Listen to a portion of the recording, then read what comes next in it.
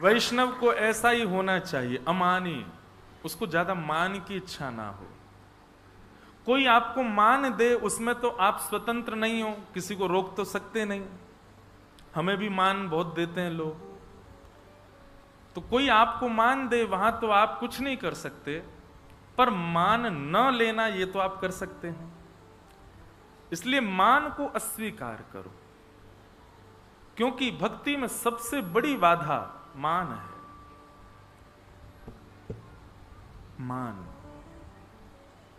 सम्मानम कलयाति घोर गरलम नीचपुमानम क्षुधा।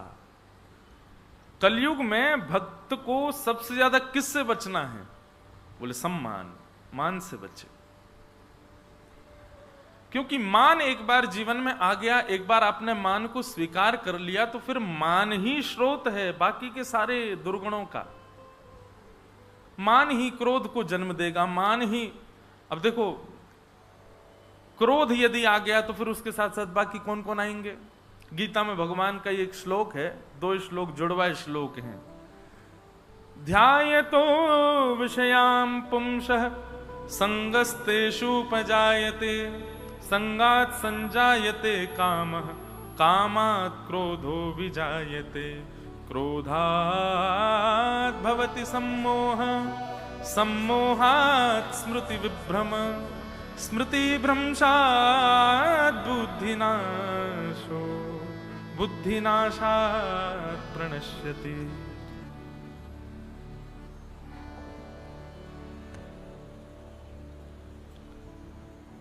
ठाकुर जी अर्जुन को स्पष्ट करते हैं कि मानव के नाश कैसे प्रारंभ होता है।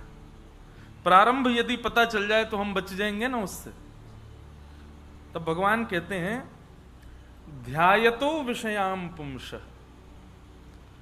बोले जैसे ही विषय का आपने चिंतन किया, ध्यान किया। विषय वस्तु किसे कहते हैं? भगवत विमुख वस्तु, संसार की माया में डालने वाली वस्तु, वो सब विषय कहलाती हैं। व्यसन करना, परिस्त्री संग करना, दूषित कर्मों के प्रति मन लगाना, ये सब व्यसन कहलाते हैं। और या फिर ऐसा कहो जिससे इंद्रियां तृप्त होती हैं, वो व्यसन। बहुत ध्यानपूर्वक सुनिएगा। भगवान कहते हैं कि जैसे ही विषय का चिंतन आप करते हैं, अभी विषय भोगा नहीं है, विषय का केवल चिंतन आपने किया है, चिंतन मात्र से ही क्या होगा? बोले ध्यायतो विषयाम पुंसः संगस्तेषुपजायते। उस विषय को एक ना एक दिन भोगने का मन आपका जरूर करेगा और आप उसकी योजना जरूर बनाओगे। आप मन में विचार कर लो, हम सोच ही तो रहे हैं, गलत कर थोड़ी रहे हैं। पर ठाकुर जी कहते हैं पूरा जीवन आपको क्या पता आप कब करने लग जाओ। और भगवान तो प्रमाणित होकर के कह रहे हैं कि जिस दिन आपने सोच लिया विषय को, इंतजार करो, एक दिन भोगोगे भी। अगर सोचने आप ये सोचो कि बस सोचा ही तो है, कुछ कर थोड़ी रहे, एक बार सोची हुई वस्तु निश्चित ही कभी ना कभी पुनः आएगी, और पुनरावृत्ति यदि उसकी होगी तो वो बार बार आएगी। और जब बार बार चिंतन में आएगी तो आप उसको एक दिन भोगोगे जरूर, उसके लिए योजना बनाओगे। और जैसे ही आप उसको भोगोगे उससे क्या होगा? संजात संजायते कामः। जैसे ही आप उसको भोगोगे, इंद्रिय इच्छा पूर्ण करने के बाद काम बढ़ता है, चाहे वो किसी भी इंद्रिय की हो। 10 इंद्रियां होती हैं हमारे शरीर में। अब देखो हम ना स्वतंत्र वक्ता हैं, हम सोच के कुछ बैठते हैं, निकलता कुछ है। मैं सोच के बैठा था आज जगन्नाथ जी का महात्मा कुछ सुनाएंगे, कुछ भाव कहेंगे, पर ये ठाकुर जी की इच्छा है यहां बैठ के जो जैसा बुलवा में। अच्छा एक बात बताएं आपको, वक्ता स्वतंत्रता से बोलता है, क्यों? क्योंकि भागवत जी विराजमान होने के बाद में जो श्रोता मंडल होते हैं ना, उनकी बुद्धि को परखती हैं भागवत जी। और व्यासपीठ को प्रणाम करके जैसे ही वक्ता बैठता है तो उन सबकी बुद्धि के अनुसार वक्ता को बुलवाती है व्यासपीठ। इसलिए व्यासपीठ पूजनीय है, यहां पर मनगणंत चर्चा नहीं होती। निश्चित ही इस विषय का कोई ना कोई अधिकारी यहां बैठा होगा, इसीलिए यह विषय चल रहा है। तो भगवान कहते हैं इंद्रिय इच्छा आपने जैसे ही पूरी करी, इंद्रिय की कोई भी इच्छा पूरी करने की आपने योजना बनाई, और उसको भोग लिया, भोगते ही क्या होगा, आपका काम भी प्रबल हो जाएगा। और काम यदि जीवन में आया तो काम का ही अखंड, ऐसा कहें, काम का ही अभिन्न मित्र है क्रोध। कामा क्रोधो विजायते, काम क्रोध को लेके आता है। और क्रोधात् भवति सम्मोह, क्रोध अखंड प्रेम करता है किससे, मोह से। तो क्रोध आएगा तो मोह को लेकर के आएगा। और मोहात् स्मृति विभ्रम, मोह आती क्या होगा, बोले स्मृति उल्टी हो जाएगी, स्मृति चली जाएगी। और स्मृति उल्टी होते ही क्या होगा, बुद्धि नाश हो, बुद्धि का नाश हो जाएगा। फिर आप गलत भी करोगे, आपको 4 लोग टोकेंगे, भाई ये गलत है मत करो, तो आप कहोगे तुम गलत हो जो मुझे टोक रहे हो, ये मैं तो सही कर रहा हूं। और जैसे ही बुद्धि नाश होगा, बुद्धि नाश होते ही बुद्धि नाशात् प्रणश्यति, मानव का भी नाश हो जाता है। परंतु विषयों का ध्यान, ये विषयों का ध्यान कब प्रारंभ होता है, जब व्यक्ति को मान मिलता है, जब व्यक्ति बहुत माननीय हो जाता है, उसको सम्मान मान की बड़ी अभिलाषा होने लग जाती है, मान से वो प्रसन्न होने लग जाता है। माननीय व्यक्ति ही विषयों का ध्यान करता है। जिस व्यक्ति को मान सम्मान की ज्यादा इच्छा नहीं, वो विषयों में ज्यादा नहीं रहता। और जो मान मिलने के बाद भी उसका त्याग करता है, निश्चित है वो विषय भोग से भी बचा हुआ है। मान की इच्छा और मान का स्वीकारीकरण, ये दोनों इस बात को प्रमाणित करते हैं कि वो विषय भी स्वीकार करता होगा। इसलिए मान से बचो। तो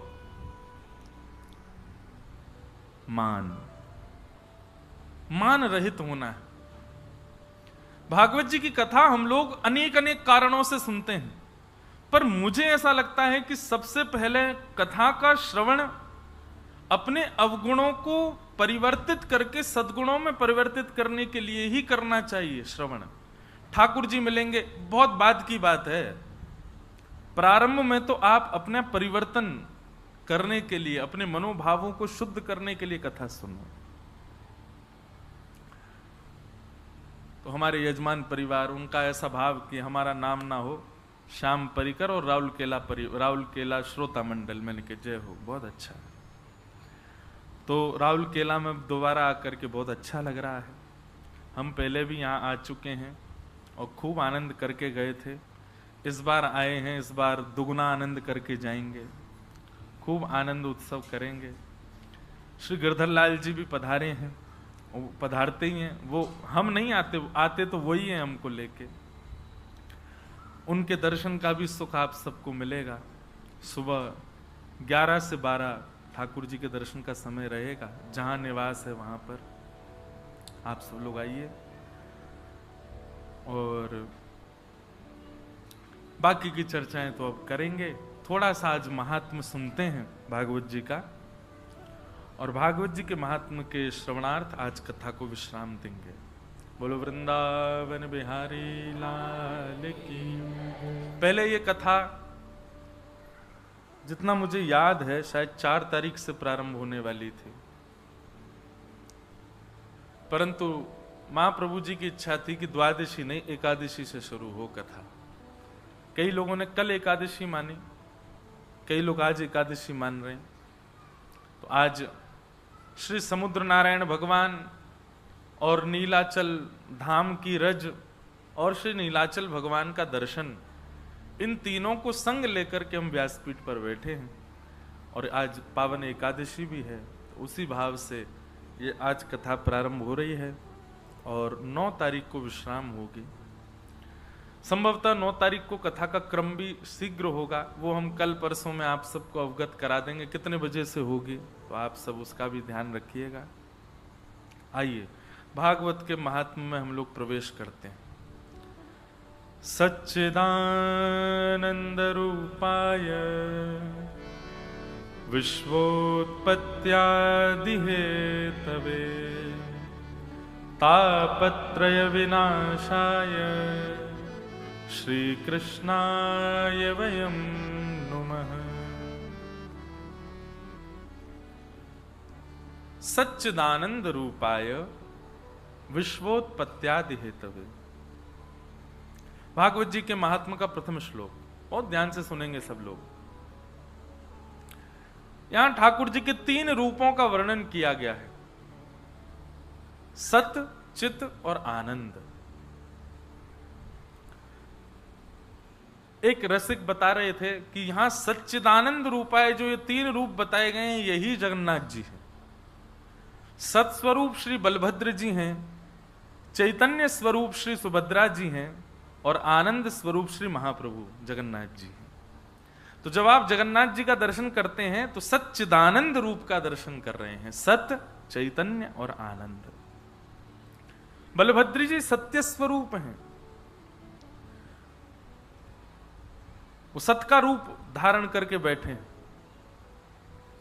सुभद्रा जी चैतन्य भाव में। अच्छा, वैसे तो हम जब जगन्नाथ बोलते हैं तो एकमात्र महाप्रभु जी को ही नहीं सोचना चाहिए। श्री जगन्नाथ कहते हैं तो तीनों का स्मरण एक साथ करना चाहिए। केवल उनका स्मरण करना मात्र, वह भी अपराध तो नहीं है, पर महाप्रभु जी कहते होंगे हमारे बहन भैया बैठे हैं, इनको भी याद करो भाई। और ठाकुर जी तो एक जगन्नाथपुरी की आपको एक विशेषता बताएं, सबसे स्पष्ट दर्शन जगन्नाथपुरी में होता है सुभद्रा जी का, सबसे स्पष्ट दर्शन होता है, हर किसी को दर्शन हो जाता है, सामने खड़ी है वो, मुख्य द्वार मतलब मानो उन्हीं का ही है।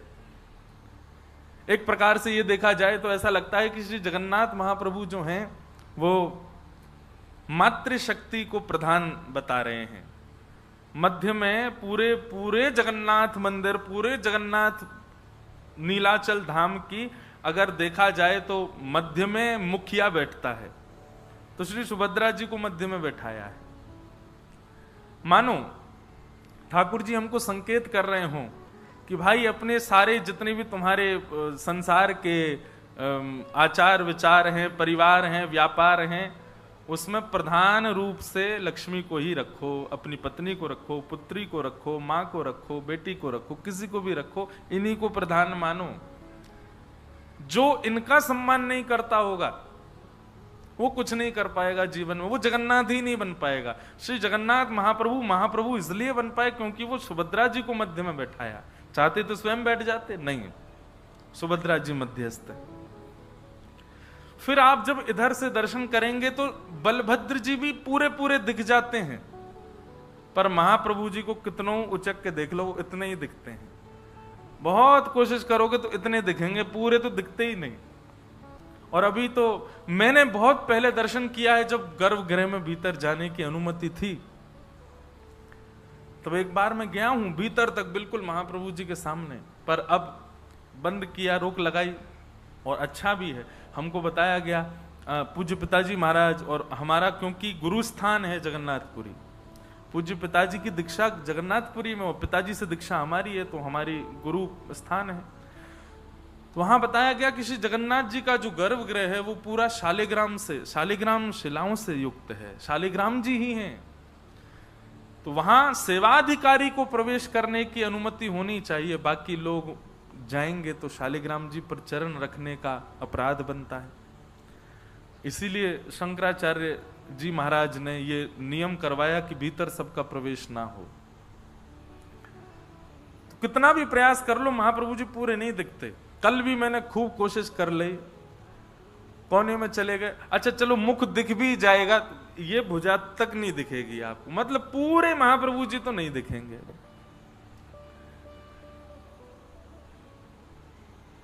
इसके पीछे कारण क्या है? महाप्रभु जी मानो हमको ये संकेत कर रहे हैं कि तुम केवल मुझे ही महाप्रभु क्यों मान रहे हो, ये दोनों भी तो हैं, इनमें भेदभाव क्यों? देखो आप कभी जगन्नाथ मंदिर में सब लोग इधर की तरफ ही खड़े रहते हैं, भीड़ पूरी इधर ही क्यों? सब महाप्रभु जी, उधर सुभद्रा जी और बलभद्र जी की दर्शन जहां से हो वहां भीड़ कम होती है। इसीलिए जगन्नाथ जी कह रहे हैं अच्छा तो मुझे देख लो, मैं छुप के बैठूंगा, और ऐसे होके बैठते हैं ठाकुर जी, और ने छुप के बैठे। बोले ये दोनों नहीं है, इनको निहारो, ये भी तो जगन्नाथ हैं, ये तीनों ही जगन्नाथ हैं। और भैया ये सच्चिदानंद रूपा है, जो ये श्लोक है भागवत जी के महात्मा का, इसका इतना सुंदर प्रमाण है कि सबसे पहले सत्स्वरूप श्री बलराम जी को देखो, उनको पूर्ण रूपेण नेत्रों में निहार लो। जितनी देर महाप्रभु जी को देखो उतनी देर बलराम जी को भी देखो, उनके प्रति भी प्रेम भाव रखो। फिर मध्यस्थ चैतन्य स्वरूप श्री सुभद्रा जी का दर्शन करो। जब इन दोनों को नेत्रों में विराजमान कर लोगे, तब तीसरा शब्द है आनंद। तब तुम्हें मेरे दर्शन में आनंद आएगा, मैं तुम्हें भली भांति दिखूंगा। और फिर ऐसा भी कह दें कि ये महाप्रभु जी अगर आधे अधूरे दिख रहे हैं तो हमारी दृष्टि में दोष है, महाप्रभु जी में दोष नहीं है, जगन्नाथ जी में दोष नहीं है, वो तो पूरे खड़े हैं। पर निश्चित हमारे उन दोनों दर्शनों में कोई भेद रहा होगा, इसलिए महाप्रभु पूरे नहीं दिख रहे। आप देखना रोज मेरी तो कथा हुई 2 बार, तो रोज दर्शन के लिए जाते तो कभी कभी पूरे भी दिख जाते, तो ऐसा लगता है इनको किसी ने खिसका दिया है क्या। नहीं, जब महाप्रभु जी को लगता है कि अब इसकी दृष्टि में दोष नहीं है, ये इन दोनों में भी भेद नहीं मान रहा है, तब महाप्रभु अपने आप ही ऐसे हो जाते हैं, ले देख ले पूरा तो दिख जाऊंगा मैं। बड़े आनंद की बात है भैया। सत्य स्वरूप बलराम जी, चैतन्य स्वरूप सुभद्रा जी और आनंद स्वरूप श्री जगन्नाथ, ये तीनों ही सच्चिदानंद रूप हैं। सच्चिदानंद रूपाय। श्री जगन्नाथ जी के इस रूप का प्रादुर्भाव सबसे पहले द्वारिका में हुआ। ये उड़ीसा बाद में आए, पहले द्वारिका में प्रकट हुए। जब प्रसिद्ध कथा है, भगवान की पटरानियों ने रोहिणी मैया से, एकमात्र रोहिणी जी ऐसी हैं जिन्होंने ठाकुर जी की ब्रज लीला, मथुरा लीला और द्वारिका लीला तीनों का दर्शन किया है। और द्वारिका में कोई भी नहीं है जिसने ठाकुर जी की तीनों लीला देखी है। इन तीनों लीलाओं का दर्शन श्री रोहिणी मैया ने किया है।